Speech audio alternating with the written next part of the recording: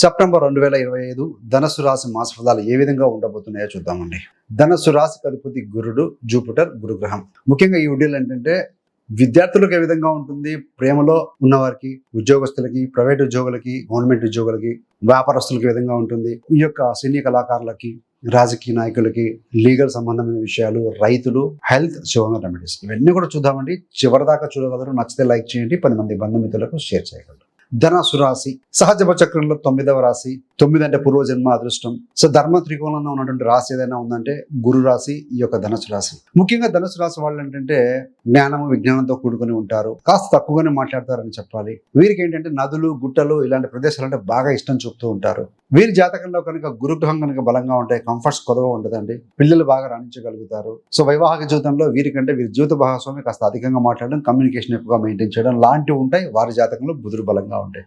సరే, ఇవన్నీ కూడా జనరల్ ట్రైట్స్ కదా. మరి ఈ యొక్క సెప్టెంబర్ మాసంలో ధనుసు రాశి వారికి చూస్తే మరి మొదటిగా విద్యార్థులకు ఈ విధంగా ఉంటుంది అన్నప్పుడు, స్టూడెంట్స్ విషయానికి వచ్చే వరకు ముఖ్యంగా హైయర్ ఎడ్యుకేషన్, పీజీ లాంటివి చేసే వారికి పంచమాధిపతి కుజుడు కన్య రాశిలో స్థితి పొంది ఉన్నారు దశమ స్థానంలో.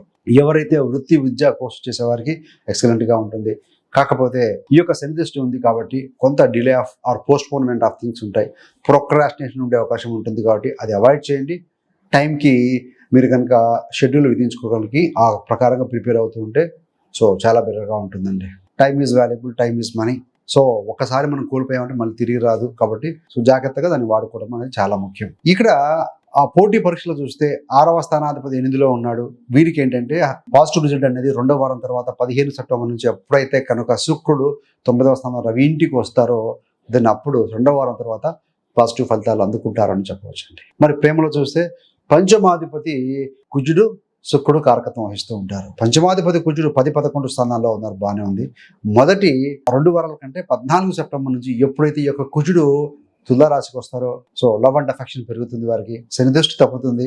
పంచమ స్థానాధిపతి పంచమ స్థానాన్ని చూసుకుంటారు. పైగా గురుడు కూడా వీక్షణ చేస్తూ ఉంటారు. కాబట్టి సో ఈ యొక్క ప్రేమలో ఉన్నవారు ఎవరైతే ఉంటారో సో మంచి కమ్యూనికేషన్, మంచి అండర్స్టాండింగ్ 2వ వారం నుంచి బాగుంటుంది. ఫస్ట్ వీక్లో మొదటి వారంలో మాత్రం కాస్త చికాకులు, పకాకులు అయితే ఉంటాయండి. మరి ఉద్యోగ విషయంలో చూస్తే ముఖ్యంగా ప్రైవేట్ ఉద్యోగులకి స్థానచలనం లేదా స్థాన మార్పు, బ్రాంచ్ మార్పు ఇలాంటివి కనపడుతూ ఉన్నాయండి. అలా ఉంది కదా అని ఎమోషన్స్తో క్విట్ చేయకూడదు. గోచారంలో బలంగా ఉంది.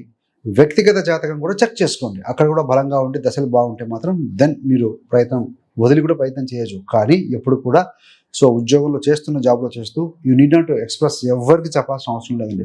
సిన్సియర్గా ఎఫర్ట్స్ పెట్టి ప్రయత్నం చేయండి. బట్ ఏది ఏమైనా కూడా కొంత రెస్పెక్టబుల్ శాలరీ కూడా అందుకునే అవకాశం ఉంది.